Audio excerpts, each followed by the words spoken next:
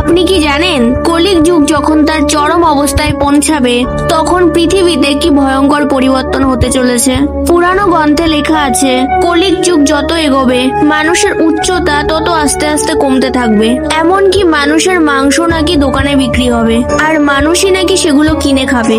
কলির যুগের শেষের দিকে মানুষ পুজো পাঠ সম্পূর্ণ ত্যাগ করবে, নারীরা নিজেদের ঘরে নিরাপদ থাকবে না, সূর্যের তাপ এত বেড়ে যাবে যে নদী সমুদ্র পর্যন্ত শুকিয়ে যাবে, গোমাতা দুধ দেওয়া বন্ধ করে দেবে, পৃথিবী আস্তে আস্তে সব জীবন্ত প্রাণী গাছপালা বিলুপ্ত হতে শুরু করবে, আর যারা ভগবানের নাম জপ করবে তাদের প্রতি মুহূর্তে অপমান করা হবে, আর পাপী লোভী অসৎ মানুষদের উল্টে সম্মান করা হবে। চারিদিকে শুধু পাপ, লোভ আর হিংসায় পৃথিবী পুরো অন্ধকারে ঢেকে যাবে। ঠিক তখনই ভগবান কল্কি পৃথিবীতে আবির্ভূত হবেন আর তিনি এই মানব জাতিকে অন্ধকার থেকে রক্ষা করবেন।